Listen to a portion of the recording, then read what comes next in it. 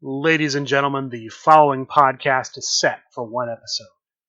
Your host from Columbus, Ohio, is Michael Kirk. Welcome to the Outlaw Mudcast. Hello and welcome to the Outlaw Mudcast, your digital audio dirt sheet for all things Super Show. We're going to kick off this week's show talking about the Deep South pay-per-view match card that they ran on the SRG Chugonomics Twitch channel this past Friday, April 30th. The entire match card was hosted by Chugonomics, Chibi, and General Lee Wong. The opening match on the card was a defense of the LFF Junior Heavyweight Championship. The current champion, Mac McPeak, using Vampire Bastet, took on Vinny Trebbing using Numero Uno. The winner at Crowd Meter Zero and still champion, Mac McPeak. Next up, we had the Battle of the Andes. The Trickster, Andy Hernandez, took on Downriver Drew, aka Andrew Chapurdy. The Trickster was using Mars. Downriver Drew was using Kenny Omega. And at Crowd Meter 2, the winner of the Battle of the Andes, the Trickster. Next up, we had what could have been the finale of the number one contender tournament for the World Heavyweight Championship. The current number one contender, J-Train Joel Hernandez, took on Time Bomb Tim Creaser. The J-Train was using Fox Assassin. Time Bomb Tim was using David Starr. Fighting using the main event stipulation. At Crowd Meter 4, J-Train hits the finish and wins the match. Next up, we have a match that's been in the making for quite a while. Kirk Polka versus Bob Dunn. The stipulation here was that the loser of the match could no longer use the competitor named after themselves. In this case, since both of these players have multiple competitors, Kirk Polka, if he lost, could not use Wooly Bully for the duration of the year. If Bob Dunn had lost, he would not be able to use Robert the Brain Dunn for the duration of the year. These two men fought hard. The winner at Crowd Meter 2 is Bob Dunn. However, upon the conclusion of the match, it's revealed that Bob Dunn's opponent was not Kirk Polka, but was actually Candyman Dan. So who knows what this means for this stipulation? Because while Bob Dunn did emerge victorious, he did not defeat Kirk Polka. That match was followed by a battle for the control of Paradise. Chugonomics stepped out from behind the broadcast booth and joined the action, facing off against the Corrugated Cardboard Villain. Chugonomics brought Boy Howdy. The Corrugated Cardboard Villain brought X-Royce. According to the contract that they were using, Chugonomics was able to be accompanied to the ring by D2, Ken Broadway, Rainbow Girl. He could run 4 copies of the entrance card, Director of Operations, and have a maximum hand size of 18 cards. And he was able to play a crazy deck, multiple copies of Lockup, Missile Drop Kick. In the end, the Corrugated Cardboard Villain appears to hit a finish. However, there were some behind the scenes, I don't know what to call it, but the match ceased before there could be a finish roll, and Chugonomics apparently is still in control of Paradise. Crazy outcome. Next up, we have a tag team match. The Law and Paw Connection taking on the team of Stephen Owen and Yasmin. Lawman Nick playing as himself, Fox Assassin playing as herself on the Law and Paw Connection. Stephen Owen playing as the original Mr. Snap. Yasmin playing as Theo the Greek Neo in a very short tag team match. Yasmin hits the finish and the match concludes. They are the winners. Finally, the last match of the night. The Deep South Championship is defended by Hold the Line Harry. Hold the Line Harry, using Mila Mai, is challenged by Micah Swafford, Master Micah, using Johnny Gargano. Master Micah was in an advantageous position toward the end of the match. At crowd meter 1, looks like he's control. However, Hold the Line Harry is able to hit a finish and win the match. He is still the Deep South champion. And that was the Friday night Deep South pay-per-view match card. Congratulations to all the winners. Congratulations to the Deep South for putting on a great match card. Other matches of note this week. There was a defense of the LFF Tri-State Championship. The LFF Tri-State Championship is defended under New York rules. No disqualifications. The match starts at crowd meter 1. Mysterious, the current champion, enters with Big Match Pete. She is challenged by the Rumble at the Rumble 3 winner, Amir Gaynor, using his competitor, the Old Skull and Bones. And the winner, Amir Gaynor. Amir Gaynor is the new LFF Tri-State champion. Congratulations to him. It's another feather in his cap for this year. That is going to do it for the big matches from this week outside of the weekly tournaments. So let's talk about some of the other news in the LFF. First up, an update in the Create a Competitor competition. The 2020 CCC has reached the semifinal round. They have decided to run the semifinal round the same way they did last year. That is, they're going to pair up the semifinalists, and we will choose which pair will be the finalists. Last year, it was the Trash Man versus Funtime Bob, and Dizzy Derail versus the Big Guy. This year, as a result of a random draw, the two pairs are Vicious Vic Vandal versus the Dweeb, and Lil G versus the Memes Dealer. When the voting opens, people will be able to vote for which pair they want to see in the finals, who they think will give us the best show in the finals, or who just they want to see of those pairs have a shot to be made into the game. It's going to be up to how people want to vote, but that is the next round. That's the semifinal round. I do not know, and they have not announced at the time I'm recording this when that's going to kick off, but that is what's going on in the semifinal round of the CCC.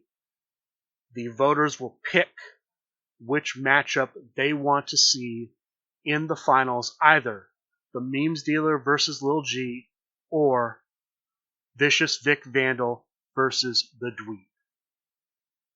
Next, we have some championship news, some potential future contender news. A lot of this is going to revolve around Rustmania 2 taking place Saturday, May 15th at Recess Games in North Olmsted. First off, we'll start with the 6-stop champion. Ken Fouché is currently the 6-stop champion. With this particular championship, it can only be defended in person. Ken Fouché will be at Rustmania 2. So, he will have to defend. Who will he defend against?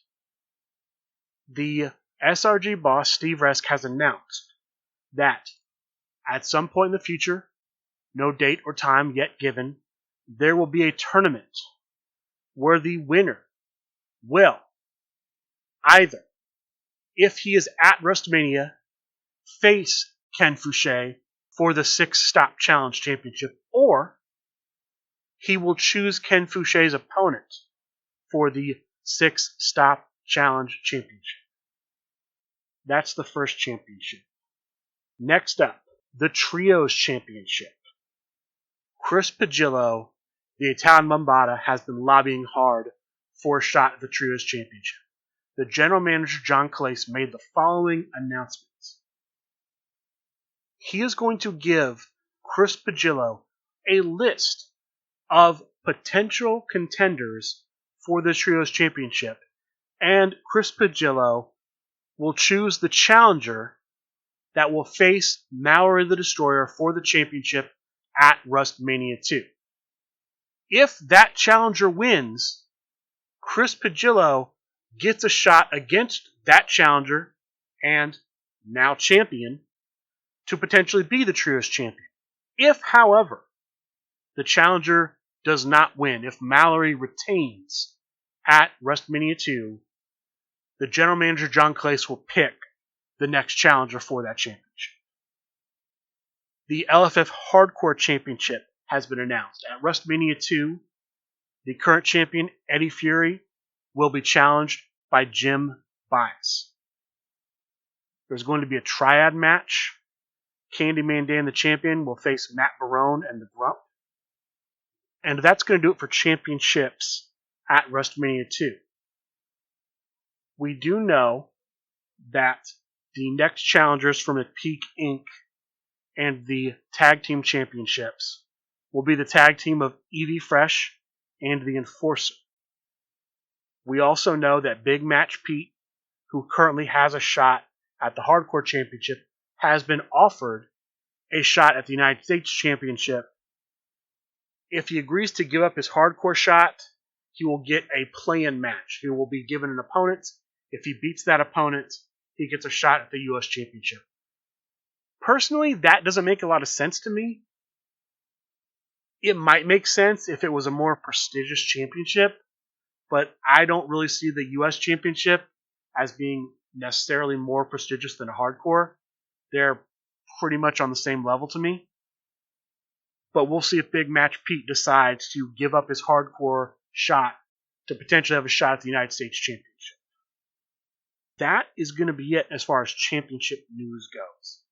Other news. For the Kickstarter backers who backed the Super Show, the comic issues 1 and issues 2, at the $250 level, the level where they get to be drawn into a panel in the comic, an email was sent out to all of the backers showing all of the panels, and those backers who backed at that tier have been able to choose which panels they want to be in a backer number basis. Essentially, earliest backer number gets to make the first choice, next backer second, and so on and so forth. That has all been sent out. We've had some updates on the New Japan Pro Wrestling set. That set, which went on pre-order back at the end of January this year, there have been major changes to the art of this set. The art has been completely redone. It is based on photographs that have been digitally enhanced and altered. So there will be brand new competitor art, brand new card art, completely different than the previews we were shown back in late January of this year. There has been no release date given outside of this quarter, which is any time between now and June 30th. So we'll just have to see when these sets are going to come out, but that's where the set is as of right now. Had a complete overhaul when it came to the art. They did spoil some of that art on Talk of the Universe, as well as art for some of the competitors that were announced. Raven, Effie. There's also 8-bit art cards. Those are currently on sale on supershowthegame.com. They'll be on sale from now until May 8th. So if you're interested in getting alt art versions of Alien Invader, Luna Hallows, Call to the Crowd, The Seven Seals, Frog Splash, and Boss Toss, I believe those are all the cards that they've released 8-bit art for. Those are on sale now at supershowthegame.com. There's also been an announcement of a new signee, a new independent wrestler, JP Warhorse, who I believe has been on AEW programming, will be a member of the Legendary Fighting Federation. No news outside of he has been signed to the LFF. We will see a Warhorse competitor set in the Super Show. Finally, the general manager John Clace announced Memorial Day weekend last weekend in May, there will be a special singles event hosted by the general manager John Clace and the current LFF World Heavyweight Champion John Polverino. What is this event about? What's it going to be? We don't know. None of the details on that have been released so far. But that is going to do it for the big news. Before I start talking about the tournaments, I'm just going to mention once again, Rustmania 2 is the next big Super Show event, May 15th at Recess Games. I have not seen any updates from them about tournament format and the like, outside of the ban list that they put out previously. Hopefully I'll be able to give some more information on that next week as we get closer, but at this point we are less than 2 weeks away from Rustmania 2. So let's talk about the tournaments from this past week. Starting on Sunday, we had another pop-up tournament hosted by Brian Wait For It Schmidt. I believe this was a Cyber Sunday tournament. In fourth place, Jonathan Thew with the Masked Llama. In third place, Chris Pagillo with Mighty Marcel. The finalists were Brian Sutton using Bjorn the Norseman and Chris Pate using Ricochet, the winner of this 16-man tournament. Chris Pate with Ricochet. Congratulations to him. Next up, Monday night. The Proving Ground had a Claim the Throne. I'm not sure exactly how that worked. My best guess is they ran sort of a group stage where each group was a Claim the Throne match, and then they took the winners of the groups and they faced off in the Claim the Throne match. I'm going to give you the top 4 of the final Claim the Throne match. In fourth place, using Dizzy Derailed, Justin Myers, Jokerfish. In third place, using Katie Kitty, the Italian Bombata, Chris Pagillo. In second place, using the Power Mad Collector, which I'm assuming that's just a collector, Sean Loeb, but tweaked up a bit, the Cannoli, Anthony Perry, and the winner, playing as King Kong Dundee, the man behind King Kong Dundee, Bob Dunn. Bob Dunn wins the Monday Proving Ground event. Congratulations to him. The final tournament for this week, Chibi's Thursday Night Fights on Thursday night. Like every other Thursday night fights, group stages to a top cut. The third place here with the Grim Librarian was its creator, Ken Fouché. The finalists were Anthony Perry with Numero Uno and Jonathan Thew with the flipped version of Vic the Brick. The winner here, Jonathan Thew. Congratulations to all of the winners. As I'm recording this on Sunday, there is a Sunday night pop-up event hosted by Brian Wait For It Schmidt. It is a 6-stop pop-up event. 16 spots available at $5 for the entrance fee. Snake Pit, D2, and King Hyena are booked. It's going to be a World Cup style, so group stages to a top cut. The stipulations in the top cut will be decided by the crowd, by the viewers. There are GM's favors for undefeated players. And if you had ordered a physical product, you'd get a bonus prize foil that you have to make a special request for. And as of right now, that is all that is up on supershowthegame.com as far as future events. I expect there will be a Proving Ground tournament Monday.